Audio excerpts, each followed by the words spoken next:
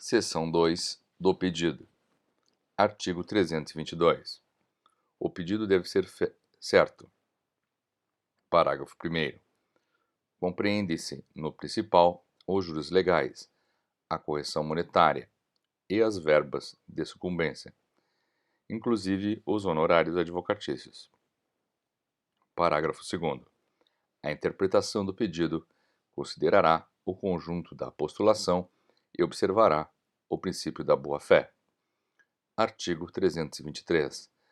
Na ação que tiver por objeto cumprimento de obrigação em prestação sucessivas, essas serão consideradas incluídas no pedido, independentemente da declaração expressa do autor, e serão incluídas na condenação, enquanto durar a obrigação, se o devedor, no curso do processo, deixar de pagá-las ou de consigná-las. Artigo 324. O pedido deve ser determinado. Parágrafo 1º.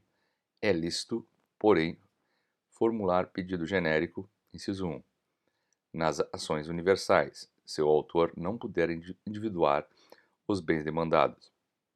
Inciso 2.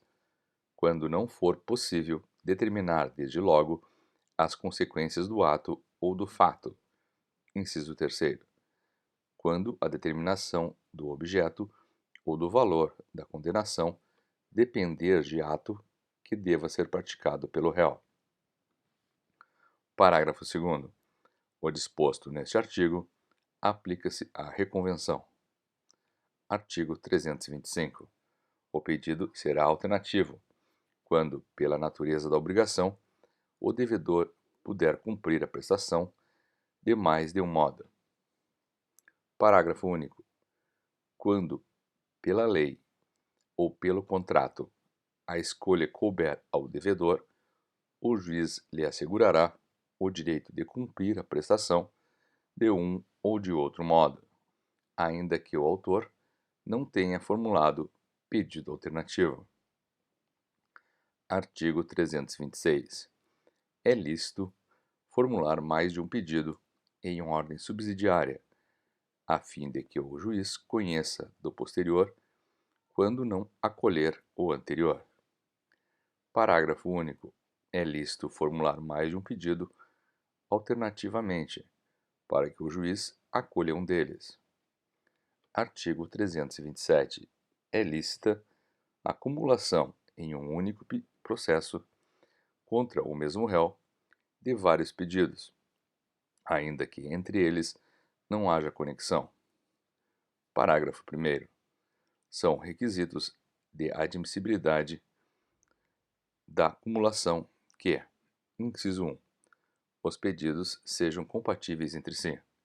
Inciso 2, seja competente para conhecer deles o mesmo juízo. Inciso 3, seja adequado para todos os pedidos o tipo de procedimento. Parágrafo 2º. Quando, para cada pedido, corresponder tipo diverso de procedimento, será admitida a acumulação se o autor empregar o procedimento comum, sem prejuízo do emprego das técnicas processuais diferenciadas previstas nos procedimentos especiais a que se sujeitam um ou mais pedidos acumulados, que não forem compatíveis com as disposições sobre o procedimento comum. Parágrafo 3º. O inciso 1 do parágrafo 1º não se aplica nas acumulações de pedidos, de que trata o artigo 326. Artigo 328. Na obrigação indivisível, com pluralidade de credores, aquele que não participou do processo receberá sua parte, deduzidas as despesas na proporção de seu crédito. Artigo 329. O autor poderá, inciso 1, até a citação, aditar ou alterar o pedido ou a causa de pedir, independentemente de consentimento do réu. Inciso 2. Até o saneamento do processo, aditar ou alterar o pedido e a causa de pedir, com consentimento do réu, assegurado o contraditório mediante a possibilidade de manifestação deste no prazo de 15 dias, facultado o requerimento de prova suplementar. Parágrafo único. Aplica-se o disposto neste artigo à reconvenção e à respectiva causa de pedir. Seção 3 do indeferimento da petição inicial. Artigo 330.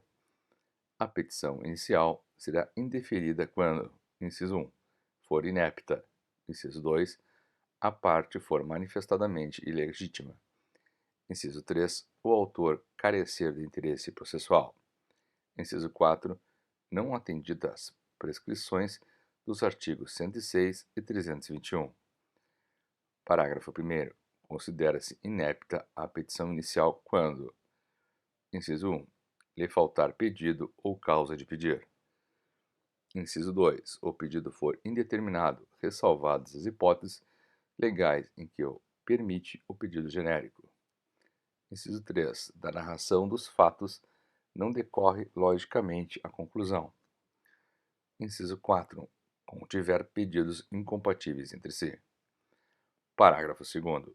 Nas ações que tenham por objeto a revisão de obrigação decorrente de empréstimo de financiamento ou de alienação de bens, o autor terá, sob pena de inépcia, discriminar na petição inicial entre as obrigações contratuais, aquelas que pretende controverter, além de quantificar o valor incontroverso do débito. Parágrafo 3º. Na hipótese do parágrafo 2º, o valor incontroverso deverá continuar a ser pago no tempo e modo contratados. Artigo 331. Indeferida a petição inicial, o autor poderá apelar, facultado a juiz, no prazo de 5 dias, retratar-se. Parágrafo 1º. Se não houver retratação, o juiz mandará citar o réu para responder ao recurso. Parágrafo 2º.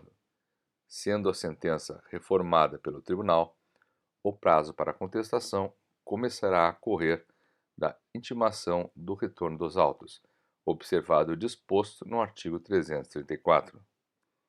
Parágrafo 3º. Não interposta apelação, o réu será intimado do trânsito em julgado da sentença. Capítulo 3 da improcedência liminar do pedido. Artigo 332. Nas causas que dispensem a fase instrutória, o juiz, independentemente da citação do réu, julgará liminarmente improcedente o pedido que contrariar. Inciso 1. Enunciado de súmula do Supremo Tribunal Federal ou do Superior Tribunal de Justiça. Inciso 2. Acórdão proferido pelo Supremo Tribunal Federal ou Superior Tribunal de Justiça, em julgamento de recursos repetitivos. Inciso 3. Entendimento firmado em incidente de resolução de demandas repetitivas ou de assunção de competência. Inciso 4. Enunciado de súmula de Tribunal de Justiça sob direito local. Parágrafo 1º. O juiz também poderá julgar liminarmente improcedente o pedido se verificar desde logo a ocorrência de decadência ou de prescrição. Parágrafo 2º. Não interposta apelação, o réu será intimado do trânsito em julgado da sentença, nos termos do artigo 241. Parágrafo 3º. Interposta a apelação, o juiz poderá retratar-se em 5 dias. Parágrafo 4º. Se houver retratação, o juiz determinará o prosseguimento do processo com a citação do réu, e se não houver retratação, determinará a citação do réu para apresentar contrarrazões no prazo de 15 dias. Capítulo 5 da audiência de conciliação ou de mediação. Artigo 334. Se a petição inicial preencher os requisitos essenciais e não for o caso de improcedência liminar do pedido, o juiz designará audiência de conciliação ou de mediação, com antecedência mínima de 30 dias, devendo ser citado o réu com pelo menos 20 dias de antecedência. Parágrafo 1º. O conciliador ou mediador, onde houver, atuará necessariamente na audiência de conciliação ou de mediação, observando o disposto neste Código, bem como as disposições da Lei de Organização Judiciária. Parágrafo 2º. Poderá haver mais de uma sessão destinada à conciliação e à mediação, não podendo exceder a 2 meses da data de realização da primeira sessão, desde que necessárias à composição das partes. Parágrafo 3º. A intimação do autor para a audiência será feita na pessoa de seu advogado. Parágrafo 4º. A audiência não será realizada. Inciso 1. Se ambas as partes manifestarem expressamente desinteresse na composição consensual. Inciso 2. Quando não se permitir a autocomposição. Parágrafo 5º. O autor deverá indicar na petição inicial seu desinteresse na autocomposição e o réu deverá fazê-lo por petição apresentada com 10 dias de antecedência, contados da data da audiência. Parágrafo 6º. Havendo litisconsórcio, o desinteresse na realização da audiência deve ser manifestado por todos os litisconsórcios. Parágrafo 7º. A audiência de conciliação ou de mediação pode realizar-se por meio eletrônico, nos termos da lei. Parágrafo 8º. O não comparecimento injustificado do autor ou do réu à audiência de conciliação é considerado ato atentatório à dignidade da justiça e será sancionado com multa de até 2% da vantagem econômica pretendida ou do valor da causa revertida em favor da União ou do Estado. Parágrafo 9. As partes devem ser acompanhadas por seus advogados ou defensores públicos.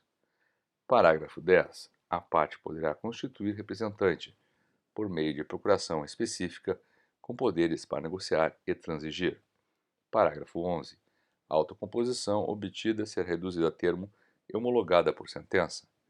Parágrafo 12. A pauta das audiências de conciliação ou de mediação será organizada de modo a respeitar o intervalo mínimo de 20 minutos entre o início de uma e o início da seguinte.